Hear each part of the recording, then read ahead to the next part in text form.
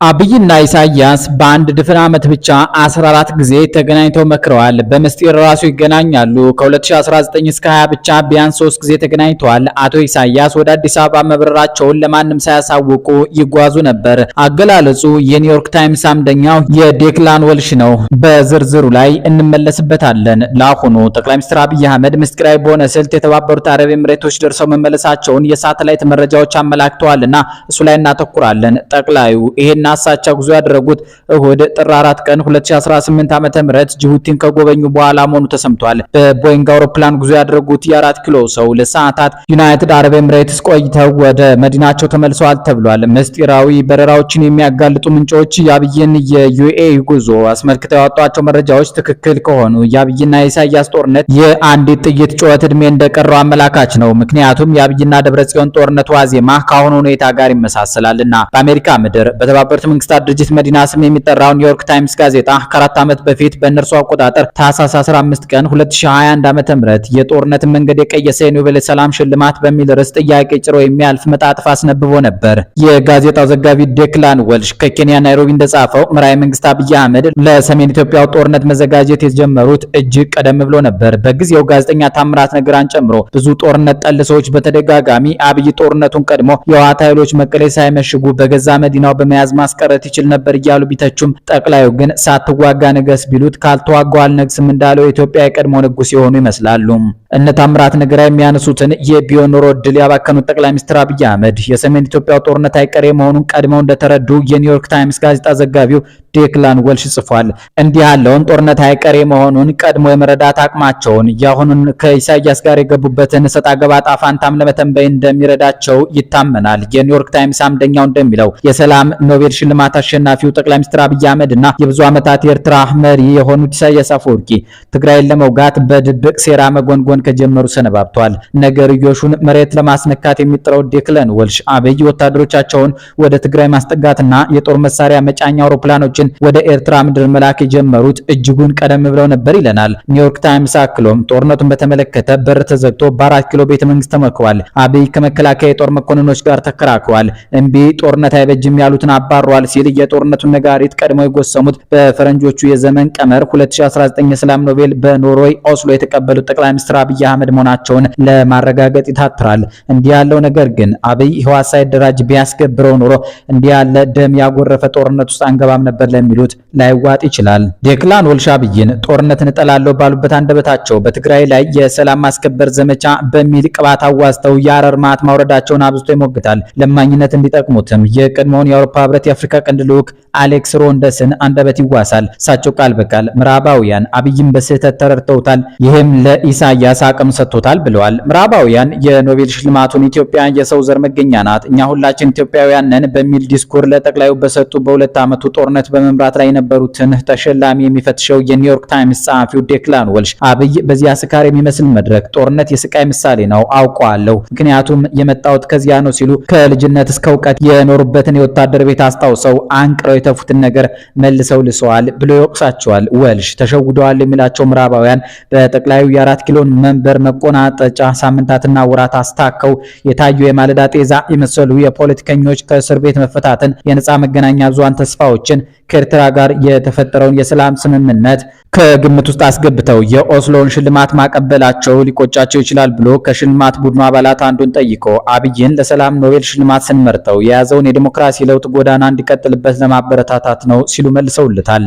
ግን ይላሉ ወልሽ፣ ግን አቶ ኢሳያስ ከህወሓት ጋር ባላቸው የመረረ ጥላቻና አብይ አህመድ ተጋሮዎቹ ለዓላማዊ እንቅፋት ይሆናሉ በሚለው ስጋታቸው የተነሳ ጦርነት ውስጥ ገብተዋል። ለዚህም ዝግጅት እንዲረዳቸው በአንድ ድፍን ዓመት ብቻ 14 ጊዜ ተገናኝተው መክረዋል። በምስጢር ራሱ ይገናኛሉ።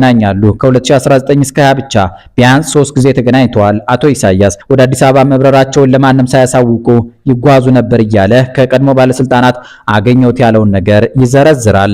እንዲህ አለውና የሰሜን ኢትዮጵያውን ጦርነት አዋልዶ ያሳደገው የአብይና ኢሳያስ ምስጢራዊ ግንኙነት ብሎም ጉዞ ዛሬ አንዱ በሌላው ላይ ለሚከፍተው ጦርነት የሚደረግ ሆኗል እየተባለ ነው። ለዚህ ዓላማ ሲሉ አብይ ዩናይትድ አረብ ኤምሬትስን የሙጥኝ እንዳሉ ናቸው። ኢሱም በሰሞነኛ ቃለ መጠይቃቸው አምርረው የተቿት አቡዳቢን ነው። ፈርተዋታል ማለት ይቻላል። ቀንዱ ላይ ዩናይትድ አረብ ኤምሬትስን የሚወዷት አብይና የሶማሊላንድ መሪ ብቻ ናቸው። ምክንያቱም እንደ ዲፒ ወርልድ ያለ ትልቅ ፕሮጀክቷ ያስተሳስራቸዋል። ከ3 ዓመት በፊት የወጣ ዘገባ ኢትዮጵያን ታላሚ አድርጎ የተገነባው የሀርጌሳ ወደብ ተጠቃሚ ያጣ የሚል መሪ አንቀጽ ነበረው። ያ የሀርጌሳ ወደብ ተጠቃሚ ማጣቱ ተነግሮም ነበር። ምክንያቱም ኢትዮጵያ እንደ ልብ በቦታው መፈንጨት ባለመቻሏ ነው። የ5.7 ሚሊዮን ዜጎች መሰረት የሆነው የበርበራ መተላለፊያ የሶማሊላንድን ሉዓላዊነት ቅቡል ለማድረግ ዓለም አቀፍ ሀገራትን ማጥመጃ ሆኖም እያገለገለ እንደነበረ ዓለም አቀፍ መገናኛ ብዙሃን መዘገባቸው ይታወሳል። በጊዜው የኢትዮጵያ መንግስት የዩናይትድ አረብ ኤምሬትስ ሀብት የሆነውን ዲፒ ወርልድ በበርበራ እያለማው በሚገኘው ወደብ ላይ የ19 በመቶ ድርሻ እንዲኖረው እና የ95 በመቶ የውጭ ንግዱን ከሚያሳልጥበት የጅቡቲ ወደብ የበዛ ጥገኝነት ለመገላገል ፍላጎት ነበረው። ነገር ግን የኢትዮጵያ መንግስት በዚህ መሻቱ መቀጠል ባለመፈለጉ የሀርጌሳን ወደብ ዲፒ ወርልድ ብቻውን ሰርቶታል። የሶማሊላንዱ የፊናንስ ሚኒስትር አሊ ሽሬ የኢትዮጵያን መንግስት ተሳትፎ አስመልክተው በጊዜው ባደረጉት ንግግር አሁን ወደቡ ተሰርቶ አልቋል፣ አዲሱ ፍላጎታቸው ባለድርሻ መሆን ነው። ይሁን እንጂ በጉዳዩ ላይ ምንም አይነት ይፋ ድርድር አልተደረገም። አዲሱ የመነጋገሪያ ጉዳይ የሚሆነው የትራንስፖርትና የዕቃ ማስተላለፊያ ነገር ነው። በዚህም ኢትዮጵያ ዕቃዎቿን በበርበራ ወደብ ከቀረጥ ነጻ የምታስተላልፍበት መንገድ ይኖራል ማለታቸው ይታወሳል። ይህም አካሄድ የሶማሊላንድ መንግስትንና ወደቡን ያለማውን ዲፒ ወርልድን ኪሳራ ላይ እንዳይጥላቸው ተሰግቷል። ምክንያቱም ያለ ኢትዮጵያ ተሳትፎ የወደቡ አትራፊነትም ሆነ የሶማሊላንድ የሉዓላዊነት ጉዞ አደጋ ላይ ይወድቃል ተብሏል። አህመድ ሙሳ የተባሉ ተመራማሪ ለዜና ምንጩ እንደነገሩ ከሆነ ደግሞ ኢትዮጵያ በሰሜናዊ ሶማሊላንድ የሚገኘውንና ሳይላክ የሚባለውን ጥቅም የማይሰጥ ወደብ ለማልማት ፍላጎት እንዳላት ጭምጭምታዎች ነበሩ። ይህ ወደብ ለኢትዮጵያ ድንበር የተሻለ ቅርብ እንደሆነ ተገልጿል።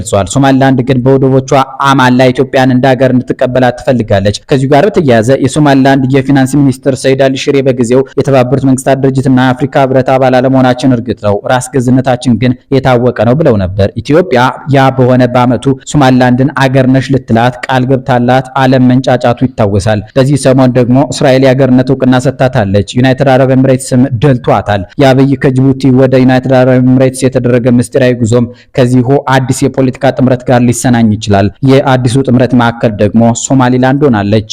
ሶማሊላንድ በፈረንጆቹ 1960 ለ5 ቀናት ያህል ነፃ ሀገር ሆና ነበር። ከእንግሊዝ ቅኝ ግዛት በተላቀቀችባቸው ቀናት ውስጥ የሉዓላዊነቷን አረጋግጣ የነበረችው ግዛቷ የኋላ ኋላ ከተባበረችው የሶማሊ ሪፐብሊክ ጋር ተዋህዳለች። በ1980ዎቹ በመሐመድ ዚያድ ባሬ ወታደራዊ አገዛዝ ዘመን የእርስ በርስ ጦርነት ፈነዳ። ይሄኔ በ1991 ዓ.ም የሶማሊላንድ ራስ ገዝ ሆነች። ሉዓላዊነቷ ባይረጋግጥላትም ከፈረንጆቹ 1991 ጀምራ እንደ ሀገር ቆማለች። ኤፍዲአይ ኢንተለጀንስ እንደጻፈው የውጭ ቀጥታ መዋለ ንዋይ የሀርጌሳን መንግስት የነጻነት ጉዞ አጥብቆ እየረዳው ነው። የበርበራ ወደብ የሀገሪቱ እጅግ ወሳኝ ስልታዊ ሀብት መሆኑም ተገልጿል። ኢትዮጵያ ማጥብቃ ትፈልገዋለች። ዲፒ ወርልድ የበርበራ ወደብን ለማዘመን ወደ $250 ሚሊዮን እንዳፈሰሰ የተገለጸ ሲሆን በተጨማሪም በ2022 መጨረሻ ነጻ የንግድ ቀጠና ይፋ አድርጓል። እዚህ ላይ ግን ሶማሊያ መንፈራገጧን አላቆመችም። የሶማሊያ ፕሬዝዳንት ሐሰን ሼክ መሐመድ በዚህ ሰሞን ባደረጉት ንግግር መንግስታቸው ከተባበሩት አረብ ኤምሬትስ ጋር የነበሩትን የወደብ የደህንነትና የመከላከያ ስምምነቶች በሙሉ ማቋረጡን ይፋ አድርጓል።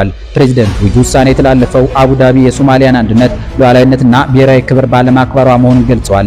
እንደ ፕሬዝዳንቱ ገለጻ ሶማሊያ ከኤምሬትስ ጋር የነበራትን ግንኙነት በቅንነት ለመቀጠል ጥረት ብታደርግም የተባበሩት አረብ ኤምሬትስ መንግስት ግን ሶማሊያን እንደ አንድ ነፃና ሉዓላዊ ሀገር ከማየት ይልቅ ከክልል መስተዳድሮች ጋር በቀጥታ በመገናኘት የሀገሪቱን አንድነት የሚል ተግባር ስትፈጽም ቆይታለች። ፕሬዝዳንት ሐሰን ሼክ መሐመድ አቡዳቢ የፌዴራል መንግስቱን እውቅና በመንፈግ በብዙ በሮች ወደ ሶማሊያ ለመግባት መሞከሯንና መንግስት የማያውቃቸውን እርምጃዎች መውሰዷን ወቅሰዋል። መንግስታቸው ለረጅም ጊዜ በትዕግስት ሲከታተል መቆየቱን የገለጹት ፕሬዝዳንቱ ሰኞ ዕለት የተላለፈው የስምምነቶች መቋረጥ ውሳኔ ግን ጥልቅ ምርመራ ከተደረገ በኋላና ስምምነቶቹ ለአገሪቱ ሁሉና አደገኛ መሆናቸው ከተረጋገጠ በኋላ የተወሰደ መሆኑን አስረድተዋል። ይህ እርምጃ የሶማሊያ ሉዓላዊነት ለመጠበቅ እንጂ በህዝቡ ላይ ጫና ለመፍጠር የታለመ እንዳልሆነም አክለው ገልጸዋል። ይሁን እንጂ የፕሬዝዳንት ውሳኔ በፑንትላንድ በጁባላንድና በሶማሊላንድ ክልላዊ መስተዳድሮች ዘንድ ውድቅ ተደርጓል። ክልሎቹ የፌዴራል መንግስቱ ስምምነቶችን የመሰረት ስልጣን የለውም በማለት ውሳኔው በእነሱ ግዛት ውስጥ ተግባራዊ እንደማይሆን አስታውቋል። የቀንዱና